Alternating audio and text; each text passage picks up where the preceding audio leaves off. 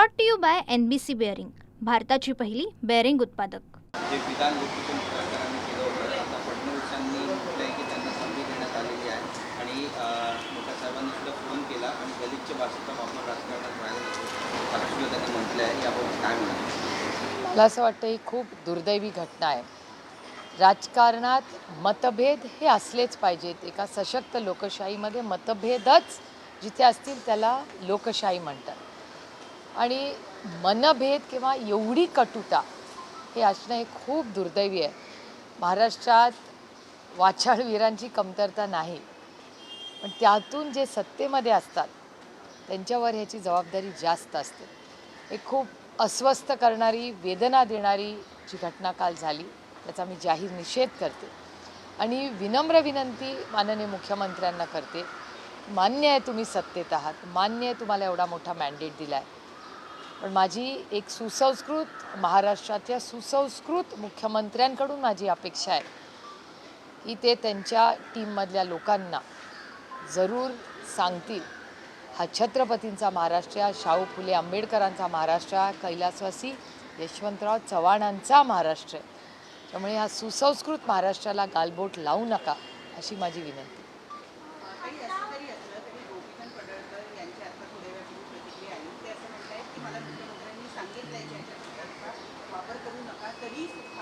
मी कुणाचीही माफी मागणार नाही, मी पवारांची माफी मागणार नाही आणि मी जे वक्तव्य केलेलं आहे त्याबद्दल माफी. मला वाटतं हा प्रश्न किंवा हे स्टेटमेंटवर काय म्हणणं आहे हे मला विचारायच्या ऐवजी मी हे माननीय मुख्यमंत्र्यांना विचारलं पाहिजे, कारण का माननीय मुख्यमंत्र्यांनी तो सुसंस्कृतपणा दाखवला आहे. त्याबद्दल मी माननीय मुख्यमंत्र्यांचे जाहीर आभार मानते. पण त्यांच्या टीममधल्या लोकांनी कसं वागायचं आता त्याची अकाउंटेबिलिटी माननीय मुख्यमंत्र्यांनाच ह्याचं उत्तर असेल. पण हे जे काय झालं हे दुर्दैवी झालं आणि कुठल्याच म्हणजे आमच्याही बाजूनी किंवा त्यांच्याही बाजूनी कोणीच अशी स्टेटमेंट कधीच करू नये ह्या मताची मी आणि खूप महाराष्ट्राचं नुकसान ह्याच्यामध्ये होतं. मला नाही सांगता येणार. माननीय मुख्यमंत्र्यांनी मनाचा मोठेपणा दाखवून त्याच्यावर क्लॅरिफिकेशन दिलं आहे. त्याच्यामुळे माझी अपेक्षा आहे की माननीय मुख्यमंत्र्यांचा मान ठेवून थोडासा सुसंस्कृतपणा या राज्यात आणण्यासाठी आम्ही सगळ्यांनीच प्रयत्न केले पाहिजेत. आणि आज माननीय मुख्यमंत्र्यांनी जो एक स्टेटमेंट केलं आहे त्याच्याबद्दल मी माननीय मुख्यमंत्र्यांचे आभार मानते. पडळकर हे वारंवार चर्चेत येतात, म्हणजे अगदीच तुमच्या पक्षावर टीका करण्यापर्यंत जे विधानभवनात मारहाण झाली त्याच्यामध्ये देखील ते सहभागी होते. कुठे ना कुठेतरी पडळकर हे नाव सतत समोर येत आहे त्याच्या गैरवर्तनासाठी, स्टेटमेंटसाठी. मात्र कुठे ठोस कठोर पावलं त्यांच्यावर उचलली जात नाहीयेत, तर त्यांना अंकुश दिला जातोय का? हा प्रश्न मला विचारायच्या ऐवजी तुम्ही या मंत्रालयात जाऊन विचारला पाहिजे, कारण का ते त्या टीममध्ये काम करतात. ते जर माझे सहकारी असते तर माझी लाईन ही टोकाचीच असती, कारण हा सुसंस्कृत महाराष्ट्र आहे. मी पुन्हा सांगते आपल्याला की मतभेद हे असलेच पाहिजेत, मनभेद असता कामा नये. आणि इतकी वैयक्तिक जाऊन टीका कुणावरही करणं कुठल्याच बाजूनी म्हणजे ना आमच्या बाजूनी व्हायला पाहिजे ना समोरच्या बाजूनी व्हायला पाहिजे, कारण का ह्याच्यात महाराष्ट्राची संस्कृती ह्याला काळीमा फासल्यासारखं होतं. दुर्दैवी आहे. टीका तुमच्यावर साहेबांच्या वतीने करण्यात येते की तुम्ही मराठा मोर्चा ज्यावेळेला मुंबईत जाता त्यावेळेला तुम्ही तिथे त्यांना समर्थन देण्यासाठी गेला, परंतु जेव्हा ओबीसीच्या मोर्चाचा किंवा ओबीसी आंदोलनाचा मुद्दा येतो त्यावेळेला सुप्रिया सुळे काहीच बोलतात. ते कधी बोलले ते? कारण का काल संध्याकाळी मी त्यांना फोन केला आणि ते म्हणले मी असं म्हणलेलो नाही. हे मी स्वतः फोन करून त्यांना विचारलं. याचं कारण असं की मी त्यांना विचारलं की आपण असं एक स्टेटमेंट केलं असं मला माध्यमांनी विचारलं, तर ते म्हणले मी असं स्टेटमेंट केलेलं नाही असं भुजबळ साहेब स्वतः मला म्हणलेत काल. याचं कारण असं मी कालही आपल्याला बोलले की अनेक समाजांमध्ये आज एक तर हा आरक्षणचा विषय अतिशय संवेदनशीलपणे आपण सगळ्यांनी मांडला पाहिजे. त्याचबरोबर धनगर समाज, मराठा समाज, लिंगायत समाजाचे अनेक प्रश्न आहेत आणि अनेक मुस्लिम समाज असतील आणि अनेक घटकांबद्दल हे माझं भाषण ऑन रेकॉर्ड हे पार्लमेंटमध्ये अनेक वेळा आणि मी बोललेले पहिला मुद्दा. आणि ह्या देशामध्ये प्रेस कॉन्फरन्स महत्त्वाची असतेच, पण त्याच्यापेक्षा एक ऑफिशियल डॉक्युमेंट जी आयुष्यभर रेकॉर्ड. आता तंत्रज्ञानामुळे हे रेकॉर्डवर राहतं, पण तंत्रज्ञान नसतानाही सगळ्यात मोठं जागा जी रेकॉर्डवर राहते पॉलिसी लेवलसाठी, ते म्हणजे जिथे धोरणात्मक निर्णय होतात, ते म्हणजे आपलं पार्लमेंट, संसद भवनमध्ये मी बोललेले. आणि धनगर समाजाबद्दल, मराठा समाजाबद्दल, लिंगायत आणि मुस्लिम समाजाच्या आरक्षणाबद्दल सगळ्यात जास्त या राज्यात कोणी बोललं असेल तर ते सुप्रिया सुळे बोललेली आहे. हा डेटा पार्लमेंटचा मी सांगते तुम्हाला. सगळ्यांना आरोप देते. दोन मुद्दे आज सकाळच्या प्रेस कॉन्फरन्समध्ये किंवा सकाळच्या माहितीमध्ये छगन भुजबळ जे बोलले ते दोन मुद्दे मी सांगते, दोन्ही पवार साहेबांबद्दलचे. जरूर. एक त्यांनी मुद्दा हा सांगितला की पवार साहेब ज्यावेळेला महाविकास आघाडी सरकार होते त्यावेळेला मराठा उपसमितीमध्ये सगळे मराठीच होते, त्यावेळेला पवार साहेब काही बोलले नाही. आज मात्र ते म्हणतात की मराठा उपसमितीमध्ये सगळे मराठीच. कसं नंबर 1. नंबर 2 ते असं म्हणाले की पवार साहेबांनी त्यावेळेला वेगळी भूमिका घेतली होती, आता वेगळी भूमिका घेतली होती. मराठा समाजाला ओबीसी मधून आरक्षण दिलं जावं याबद्दल स्पष्ट भूमिका ते का घेतली? एक तर मी हात जोडून, आणि बाईट दाखवणार असला तर पुरी दाखवा, मी हात जोडून विनंती एका गोष्टीची करते की भुजबळ साहेब हे माझ्या वडिलांच्या वयाचे आहेत. त्याच्यामुळे आपल्यापेक्षा वयाच्या मोठ्या माणसाबद्दल, त्याच्या मताबद्दल आपण काही वेगळं मत मांडावं एवढी काही मी मोठी नाही, ना वयानी ना कर्तृत्वाने. त्याच्यामुळे विनम्रपणे मी आता विरोधात त्यांच्या बसते, म्हणून त्या छोट्याशा जागेतून मी त्यांच्याबद्दल हे बोलते, ह्याची नोंद सगळ्यांनी घ्यावी. कारण का भुजबळ साहेब सगळ्याच वतीने माझ्यापेक्षा मोठे. त्याच्यामुळे खूप विनम्रपणे, एक पॉलिसी लेवल म्हणून मी ह्याचं उत्तर खूप विनम्रपणे देते. हा माझा सगळ्यात महत्त्वाचा मुद्दा.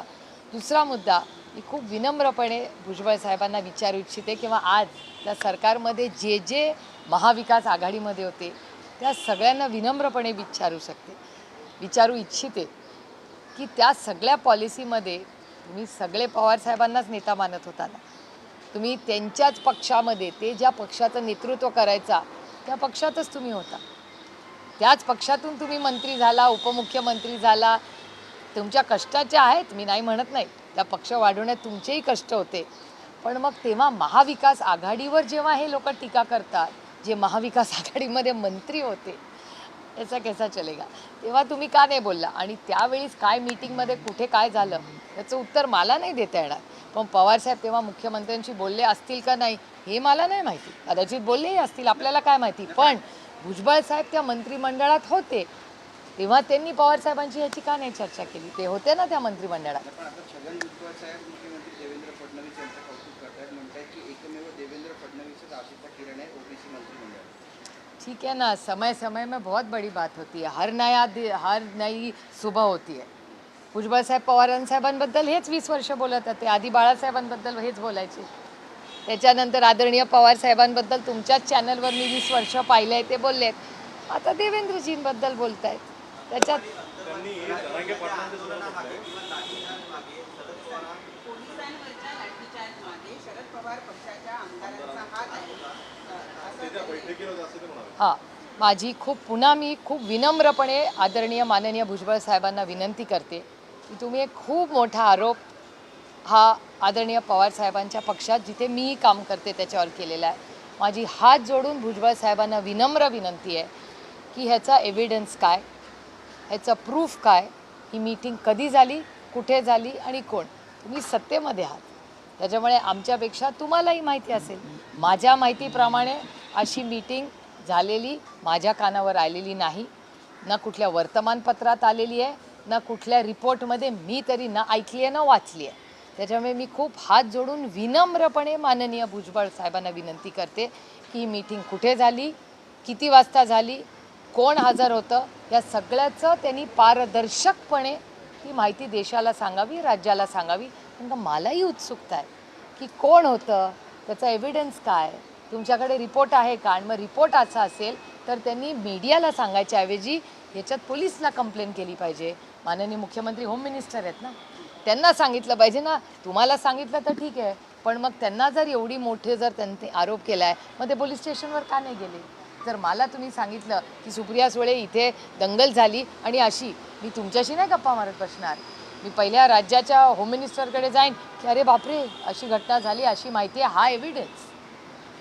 नुसतं मीडियामध्ये आरोप करून कसं चालेल? ते म्हणतात की रात्री 2 वाजता मीटिंग झाली. दिवे आहोत आणि जिवंत राहण्यासाठी आम्हाला हे दाखवावं लागेल असे काय दाखवायला लागेल? दाखवावं लागेल. नाही नाही, त्याच्यात काय गैर काय? भुजबळ साहेबांनी खूप सहन केले हो. मी स्वतः त्यांच्या कुटुंबाचं दुःख पाहिलंय. तुम्हाला आठवत असेल तेव्हा पक्ष एक होता, तेव्हा पक्षातून फक्त मी एकटीच आहे जी आर्थर रोड जेलला त्यांना भेटायला गेले होते. भुजबळ साहेबांच्या कुटुंबाचं दुःख जेवढं मी जवळून पाहिले, खूप सफर केलं आहे त्या फॅमिलीने. भुजबळ साहेबांची नातवंड असतील, सुना लेकी असतील, अहो त्यांचे अश्रू एक वेळ ते विसरले असतील, पण मी नाही विसरलेले. अहो कधी काळी एका ताटात जेवलेले आम्ही लोक आहोत. ज्या वेदना त्यांची नातवंडांनी भोगलेल्या आहेत त्या मी स्वतः पाहिलेल्या आहेत. अहो कोर्टात मी किती वेळा भुजबळ फॅमिलीबरोबर गेली आहे. आर्थर रोड जेल मी कधीच पाहिलं नव्हतं, हे पहिल्यांदाच पाहिलं मी. भुजबळ साहेब होते तेव्हा मी भेटायला गेले होते. आणि मी त्याच्यात कमीपणा किंवा काही मी गेले याचं मी सांगत नाही आहे. मी तुम्हाला वास्तव सांगते, कारण का मला वेदना होत्यात. आमच्या चांगल्या वाईट काळात भुजबळ साहेब आमच्यावर राहिलेले आहेत. आणि ती व्यक्ती खरं खोटं आरोप प्रत्यारोप मला माहिती नाही, म्हणजे त्यांच्या केसचा अभ्यास मी आजपर्यंत केलेला नाही. आणि तेव्हाही मला वाटत होतं की कदाचित भुजबळ साहेबांनी काय आरोप प्रत्यारोपचा अभ्यास मी केला नाही, ते माझा पिंड नाही, ती माझी कॉर्स्ट्रेन नाही. तर पण त्या काळात त्यांच्या सुना लेकींबरोबर, त्यांच्या मुलीबरोबर, त्यांच्या नातवंडांबरोबर ताकदीने आबर उभं राहिलं, ही माझी नैतिकता होती. बाकी त्याच्या मागे माझा काही नव्हतं. कोण गेलं होतं मला सांगा? पक्ष तेव्हा एक होता ना. आज ते ज्यांच्याबरोबर आज आहेत त्यांच्यापैकी कोणीतरी कोर्टात कधी गेलं होतं का कोणी त्यांना आर्थर रोडला भेटायला गेलं होतं का? मी आजचं आणि उद्याचं काढत नाही, मी फक्त वास्तवते की त्यावेळीच पक्ष आणि मी एक नैतिकता आणि त्या कुटुंबाच्याबद्दल मला आस्था आहे. आजही भुजबळ साहेबांच्या लेखी सुनांबद्दल मला प्रचंड आस्था आहे. आणि भुजबळ साहेबांनी जे विश्व शून्यातून उभं केलं ते आपण मान्यच केलं पाहिजे. कुठलंही त्यांना बॅकग्राऊंड नसताना एक नेतृत्व त्यांनी उभं केलं. ते आज आमच्याबद्दल काही बोलले तरी मी कधीच विसरणार नाही, कारण का माझ्या आईने माझ्यावर संस्कार केलेत की आपल्याबरोबर जेव्हा एवढी जरी कोणी 2 पैशाचीही मदत आपल्याबरोबर केली असेल तर सुप्रिया त्या मिठाला जाग, आयुष्यभर लक्षात ठेव, ही माझी आई नेहमी मला सांगते. त्याच्यामुळे भुजबळ साहेब आमच्याबरोबर आमच्या चांगल्या वाईट काळात उभे राहिलेले आहेत, याची जाणीव मला आहे. आणि त्यांनी आमच्यावर कितीही टीका केली तरी मी त्याला कधीच उत्तर देणार नाही, कारण का मी तो काळ विसरलेला आहे. नाही, पण दोन्ही नेते एकमेकांवरती आता टीका करतायत. जरांगेंचं समर्थन करतील, त्यांना निवडणुकीत धडा शिकवणार असं चिकन म्हणतायत. तर मराठ्यांच्या विरोधात जाणाऱ्या ओबीसी नेत्यांना पाडा असं मनोज जरांगे हे बघा, ही लोकशाही आहे, प्रत्येकाला बोलायचा अधिकार आहे. त्याच्यामुळे त्या दोघांनाही जे वाटतं ते एका लोकशाही पद्धतीने ते मांडत राहतात, त्याच्यात गैर काय नाही. ह्याच्यासाठीच तर आदरणीय पवारसाहेबांचं स्टेटमेंट तुम्ही गेले 4-5 दिवस ऐकलं असेल तर सातत्याने आदरणीय पवारसाहेब काय सांगतायत की समंजसपणाने आपण सगळ्यांनी एकत्र बसून आपण सगळ्यांनी ही सगळ्यांबद्दल प्रेम कसं वाढेल आणि कटुता कशी कमी होईल ह्याच्यासाठी आपण प्रयत्न केले पाहिजे. ते स्टेटमेंट मी काय हजर नव्हते, दरवेळीस तुमच्याच चॅनलवर ते स्टेटमेंट गेले आठवडाभर चालले. ताई नागपूरला शिबिर होत आहे, मात्र शिबिरामध्ये एक फ्लेक्स आहे, त्या फ्लेक्सवरती लिहिलेलं आहे की दादाताई साहेब एकत्र व्हा, अशा प्रकारचं मजकूर अजित केलेला आहे. पवार यांच्या पक्षाच्या पदाधिकाऱ्यांनी ते काल रात्रीपासून तिथं लावलेलं आहे. त्यांनी असं सुद्धा म्हटलेलं आहे की हे दोघे जण एकत्रित यावे यासाठी यशवंतराव चव्हाणांच्या पुतळ्याखाली आम्ही आमरण उपोषण सुद्धा वेळ आली तर. हा कार्यकर्त्यांच्या मनाचा मोठेपणा आहे आणि हे त्यांचं प्रेम आहे. मी कोणी हे केलं आहे त्याला आज नक्कीच फोन करीन, कारण का हे कार्यकर्त्यांचं प्रेम आहे. आमचं भाग्य की आमच्यावर प्रेम करणारे एवढे, मी नुसते कार्यकर्ते म्हणणार नाही, मी माझे सहकारी म्हणेन, हे आम्हाला मिळाले आयुष्यात. माझा नेहमीच एका सशक्त लोकशाहीसाठी प्रतिसाद देण्याचा, सगळ्यांशी मी तर सगळे बोलते, आता ते बोलणार का नाही हाच प्रश्न असतो, कारण का एका सशक्त लोकशाहीमध्ये मी सगळ्यांशीच बोलते. भारतीय जनता पक्षात तर त्यांचा मित्र पक्ष असेल किंवा त्यांचा सहकारी असेल, नाही हे बघा, मागणीबद्दल कसं आहे की मागणी दोन्हीकडून चालते ना. एका हाताने तर टाळी वाजवते ना, टाळी वाजवायला दोन्ही हात लागतात. त्यांनी असा दावा केलेला आहे, ज्यांनी हे पोस्टर लावलं त्यांच्याशी मी बोलले, त्यांची मुलाखत घेतली, त्यांचा असा दावा आहे की दोन्ही पक्षातल्या आमदार खासदारांपासून कार्यकर्त्यांपर्यंत अनेकांना असं वाटतं की दोन्ही पक्षांनी एकत्रित यावं, त्यातच महाराष्ट्राचं देशाचं हित घडेल. नाही मान्य आहे ना मला, पण दोन्हीकडून ते लागलं ना, वन वे तर चालू शकत नाही. तर जर त्या कार्यकर्त्याला एवढ्या पोटतिडकीने वाटत असेल तर त्याच्या भावनांचा सन्मान हा आपण सगळ्यांनी, मी तर करणारच आहे. पण जर एखादं नातं जोडायचं असेल, कुठलंही नातं असू दे, तर ते दोन्ही टाळी दोन्ही हाताने वाजवल्या पाहिजे ना, एका हाताने वाजून कशी चालेल. जसे ठाकरे बंधू एकत्र येत आहेत शकतात तर मग दोन भाऊ बहीण एकत्रित काय येऊ शकतात? मी पुन्हा पुन्हा तेच सांगते की टाळी एका हाताने वाजत नाही. मी जर तुम्हाला फोन केला तर तो फोन तुम्ही उचलायला रिसीव्ह तर केला पाहिजे. टाळी एका हाताने कशी वाजेल? मी तुम्हाला फोन केला, तुम्ही उचलल्याशिवाय मी कशी बोलणार तुमच्याशी? मी सगळ्यांशीच बोलते, मी सगळ्यांशीच बोलते. मी मध्ये तर माननीय मोदी साहेबांची, अमित शहाजींची, त्यांची वेळ घेते. मी डायलॉगसाठी आहे. मला असं वाटतं की कुठलंही नातं, आणि हे मी खूप अकॅडमिक बोलते, मी पॉलिटिकल बोलत नाही आहे, कुठलंही नातं असू दे जगातलं, मग प्रोफेशनल असू दे, इमोशनल असू दे, सेंटिमेंटल असू दे, कुठलंही नातं असू दे, ह्याच्यात डायलॉग हा असलाच पाहिजे. ज्या दिवशी डायलॉग बंद होतो तिथे ना लोकशाही टिकते न नातं टिकतं. त्याच्यामुळे कुठल्याही नात्यासाठी, मग लोकशाही असेल किंवा वैयक्तिक असेल, ह्याच्यासाठी डायलॉग हा असलाच पाहिजे. असं मी काय म्हणत नाही. तुम्हाला पाहिजे तर तुम्ही अर्थ काढा. मी सगळ्यांनाच फोन करते. आणि आज जो दुसरा म्हणजे जो पक्ष ज्याचे 2 भाग दुर्दैवाने झालेत, त्या पक्षातल्या सगळ्या लोकांशी मी बोलतेच. मी सगळ्यांशी बोलते. आता त्यांनी माझ्याशी बोलायचं का नाही हा त्यांचा निर्णय. भाऊबीज पण जवळ आलेली त्यामुळे अरे भाऊबीजीला खूप वेळ आहे. मी तुम्हाला पुन्हा पुन्हा तेच सांगते की माझी सगळ्यांशी बोलायची तयारी ही नेहमीच असते. माझा स्वभाव सगळ्यांना माहिती आहे, महाराष्ट्रात नाही देशात सगळ्यांना माहिती आहे. अंजली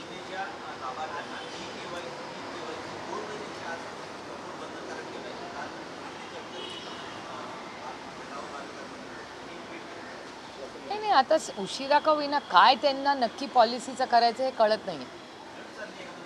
नाही, मला नाही सांगता येणार. ह्याचं उत्तर तुम्हाला महाराष्ट्राच्या सरकारला विचारावं लागेल. याचं कारण असं की पहिल्या टप्प्यात 26 लाख लोक कमी केली.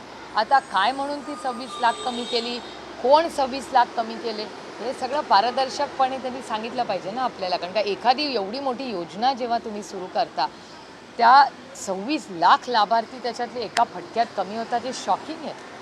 अंजली दमानिया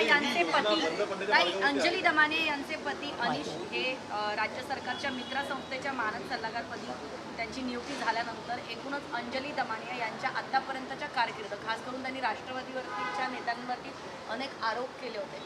कसं बघता की मी तुम्हाला खरं सांगू का, आम्ही प्रोफेशनल्स आहोत. सदानंद सुळे काय करतात ह्याचा माझ्या पॉलिटिकल सिस्टमची काय संबंध? मी माझं स्वतःचं उदाहरण देते. आम आदमी पार्टी जेव्हा स्थापन झाली तेव्हा साऊथ मुंबईमधून एक महिला इलेक्शन लढल्या होत्या.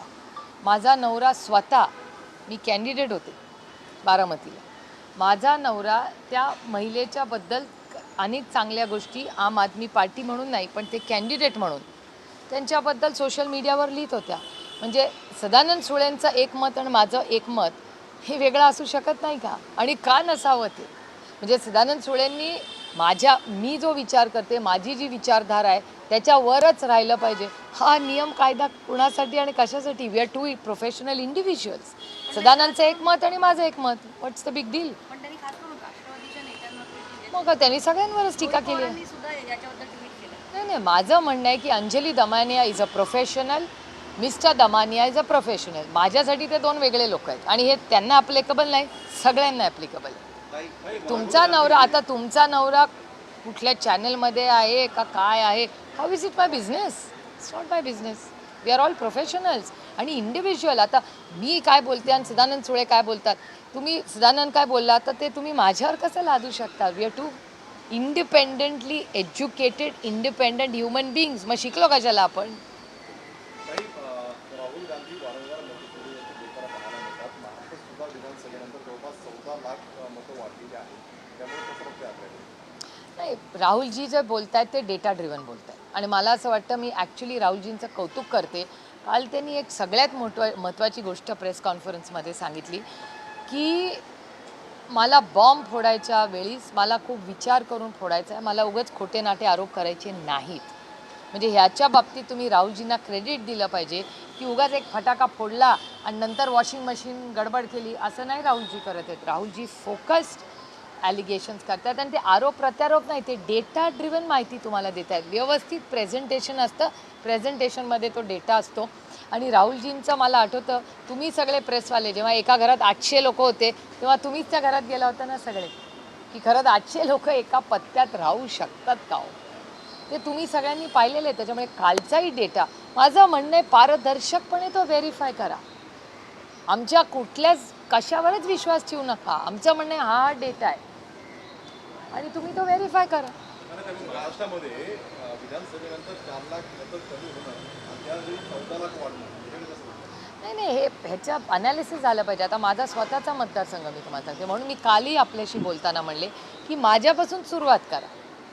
आता माझा योगायोग असेल किंवा काय, मी 1.5 लाखांनी निवडून आले आणि विधानसभा टू लोकसभा. मी काय आरोप करत नाही कारण का माझा डिटेल मी अभ्यास नाही केला, पण योगायोग म्हणून तुम्हाला सांगते की बारामती लोकसभा मतदारसंघात विधानसभेपर्यंत बरोबर 1.5 लाखच मतं वाढली आहेत. हा योगायोग असू शकतो, पण हे खूप इंटरेस्टिंग होतं. मतदार याद्यांवर लक्ष ठेवा असं आता राज ठाकरे पण म्हणतायत. नाही मतदार याद्यांवर लक्ष ठेवायलाच पाहिजे कारण का डेटा सांगतोय ना.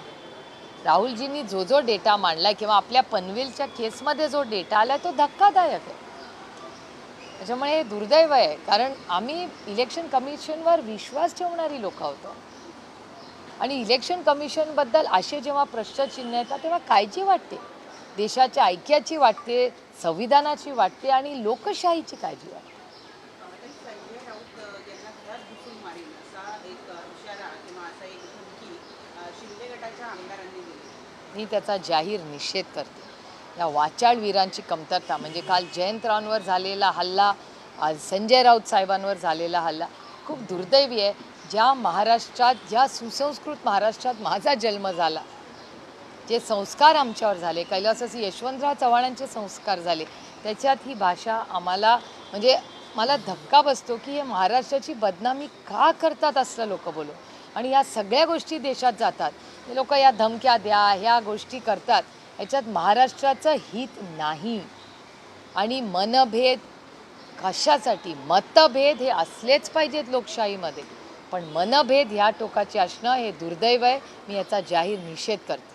राहुल गांधींच्या आरोपानंतर आज राजुरा विधानसभा मतदारसंघाचे आमदार देवराव बोंघाडे यांनी पत्रकार परिषदेत त्याचं म्हणणं असं आहे 6,850 मतं ॲड झाली, पण त्यांनी तक्रारी केल्याच्या नंतर त्या निवडणूक आयोगाने तपासलं आणि नव्याने नावं टाकत घेऊन ती रिजेक्ट केली, म्हणजे डिलीट नाही केली, रिजेक्ट केली असं त्यांचं म्हणणं आहे. आणि जवळपास 7,000 मतं ही संबंधित आमदारांची म्हणजे काँग्रेसच्या आमदारांची वाढलेली आहे. मग त्याची इन्क्वायरी करूया ना. जो डेटा आहे, त्यांनी जो आरोप केला आहे, प्रत्यारोप जे काय झालं असेल, माझं म्हणणे पारदर्शकतेची चर्चा व्हावी, काहीच हटकत नाही. चर्चा तर झाली पाहिजे. आणि इलेक्शन कमिशन स्वतःला सक्षम आहे ना डिफेंड करायला. पक्षाचे लोक कशाला डिफेंड करतात? एखादा आरोप झाला, क्लॅरिफिकेशन त्या संबंधित लोकांनी द्यावं ना, दुसरे पक्ष कशाला डिफेंड करतात? या संदर्भामध्ये राहुल गांधींचे एक आहे या देशाचं एका काळात अशा पद्धतीचं वक्तव्य केलं. नेपाळशी कुठेतरी ते विशेषतः जेनझी हा शब्द वापरला गेल्यामुळे कुठेतरी देशामध्ये अस्थिरता निर्माण करण्यासाठी केलं गेलं आहे का अशा पद्धतीचा एक आरोप राहुल गांधी यांच्या त्या शब्दामुळे. हे बघा, आरोप करणारे काही आरोप करू शकतात. झेनझी हा आजकालचा नवीन मार्केटिंगमधला सगळ्यात मोठा शब्द आहे. तुम्ही कुठल्याही FMCGमध्ये जर गेला ना तर झेनझी हा खूप नॉर्मल शब्द आहे. तुम्ही कशाला चुकीचा अर्थ काढताय आणि त्याच्याशी वाईटच जोडताय? जो आरोप करतोय त्याच्या विचारधारेबद्दल विचार झाला, विच इज अ फॅक्ट. म्हणजे माझी जी पिढी आहे, माझ्या नंतरच्या पिढीची तुम्ही आहात, तुमच्या नंतरची पिढी झेनझीची पिढी आहे. त्याच्यामुळे ह्याच्यात काही बोलणं किंवा त्याच्याशी लगेच त्याचा चुकीचा अर्थ काढून तो नेपाळशी जोडणं ही ह्यांची विचार करायच्या पद्धतीत प्रॉब्लेम, ज्यांनी आरोप केलाय ते. झालं मराठी सगळं. राज ठाकरे यांनी सुद्धा राहुल गांधींचे जे आरोप आहेत की मतदान चोरी किंवा वोट लिस्टमध्ये जे काय होतं त्याच्याबद्दल आता राज ठाकरे यांनी सुद्धा त्यांच्या पक्षातल्या कार्यकर्त्यांना, नेत्यांना सांगतायत की तुम्ही सुद्धा याकडे लक्ष द्या की जिथे वोट चोरीचे प्रकार घडत आहेत वगैरे. सातत्याने बाळा नांदगावकर वगैरे ते पण महाराष्ट्रातल्या निवडणूक आयोगाशी बातचीत करत आहेत. तुमच्या पक्षाकडनं असं काय केलं जातं? आणि आम्ही तर विरोधक जे कोणी एकत्र येते नाही आम्ही इंडिया अलायन्स म्हणून ह्याच्यावर काम करतोच आहे.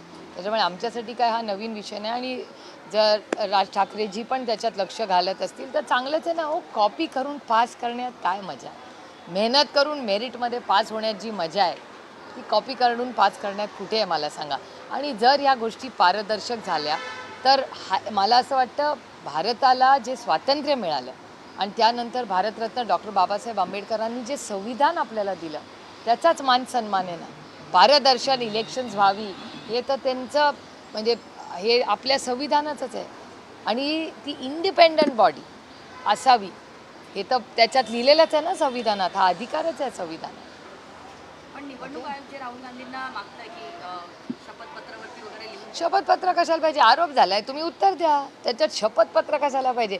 डेटा ड्रिव्हन आर्ग्युमेंट आहे ना. असं नाही आहे की दगड मारल्याने पळून जात आहे. राहुलजी डेटा देत आहे, डेटा ॲनालाइज करून तुम्ही उत्तर द्या. शपथपत्र कशाला पाहिजे त्याच्यात? राहुल गांधी कल दूसरी बार उन्होंने वोट चोरी को लेकर कई सारे तथ्य सामने रखे.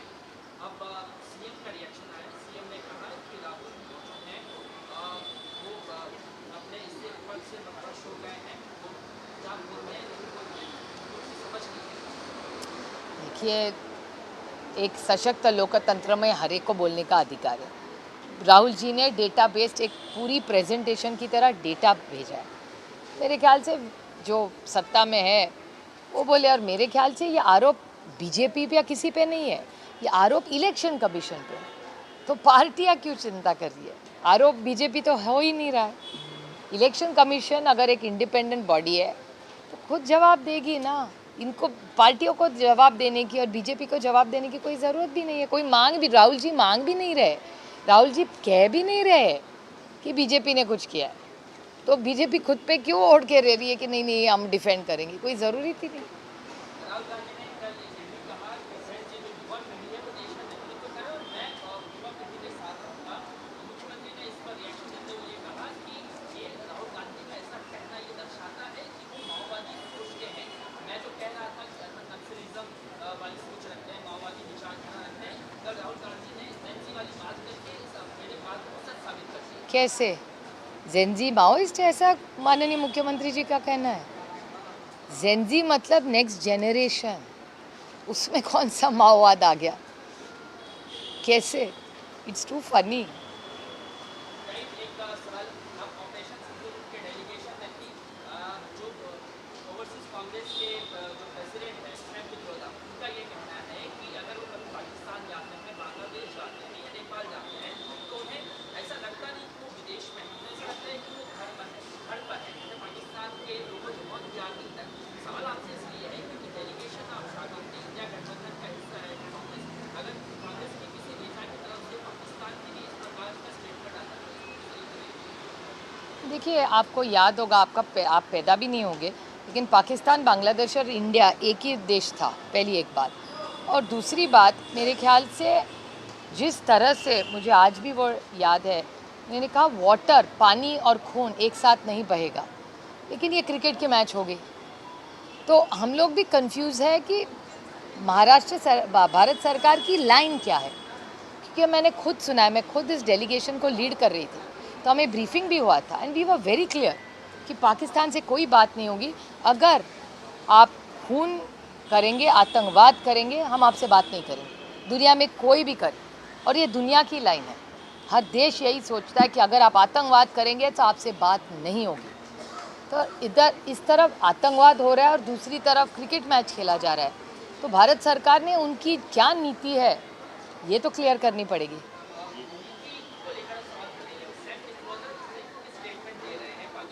कोई मायने नहीं रखता. देश की पॉलिसी मायने रखती है. देश ने क्या कहा था? पानी और खून एक साथ नहीं बढ़ेगा, ट्रेड और टॉक्स एक साथ नहीं चलेंगे. फिर क्रिकेट और बैट बॉल कैसे चले सर? आतंकवाद हुआ है इस देश में, 26 लोग गंवाए इस देश ने. कभी जाके पूछे, आंसू देखिए उन औरतों के. आज भी सो नहीं पाती उनकी बीवी और बच्चे. आज भी उनको लगता है जब आँख बंद होती है तो वो आतंकवादी गंदा सा चेहरा उनको दिखता है. कोई देखे उनके आंसू के बारे में किसी ने सोचा है? आप सिर्फ एक स्टेटमेंट के बारे में बातें, कोई जाके उनका दुख देखिए आप कि क्या माहौल है उनके घर में और कैसे दुख से गुजर रही है उनकी फैमिलीज. ओके.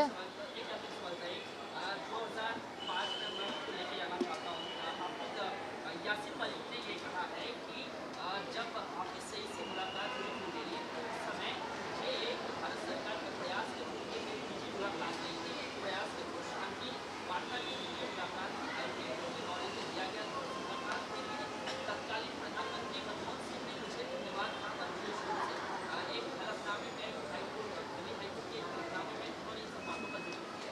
भैया उसको 20 साल हो गए, मुझे नहीं पता।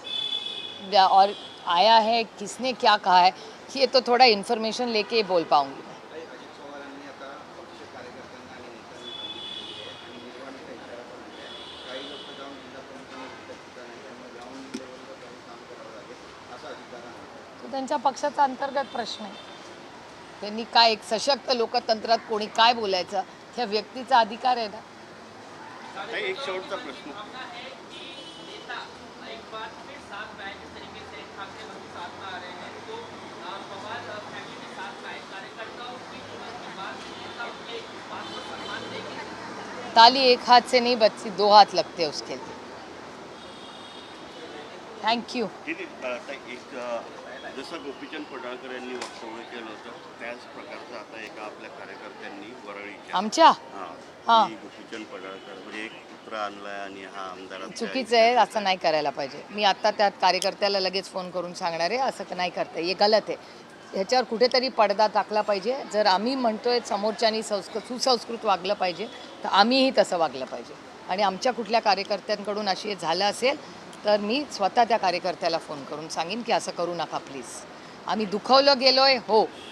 माननीय मुख्यमंत्र्यांनी त्याच्यावर क्लॅरिफिकेशन दिलं आहे, आभारी आहोत.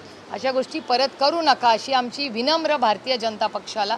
आणि मी ज्या भारतीय जनता पक्षाला अनेक दशकात पाहिलं आहे ही नवीन भारतीय जनता पक्ष आहे. हा अटलजींची भारतीय जनता पक्ष नाही, हा अरुण जेटली साहेबांचा भारतीय जनता पक्ष नाही, ना सुषमाजींचा हा भारतीय जनता पक्ष आहे. या नवीन भारतीय जनता पक्ष आहे. कारण का जरी आमचे टोकाचे मतभेद भारतीय जनता पक्षाची असले तरी भारतीय जनता पक्ष हा एक अतिशय सुसंस्कृत पक्ष होता. माझी विनंती आहे माननीय मुख्यमंत्र्यांना की हा पक्ष एक सुसंस्कृत पक्ष म्हणून ओळखला जायचा. कृपा करून हे नवीन ब्रीड क्रॉप काय तुम्ही म्हणाल त्याला जे आले तुमच्या पक्षामध्ये, माझी हात जोडून महाराष्ट्राच्या मुख्यमंत्र्यांना विनंती आहे की त्यांना प्लीज आवरा. Brought to you by NBC bearing, भारताची पहिली बेअरिंग उत्पादक.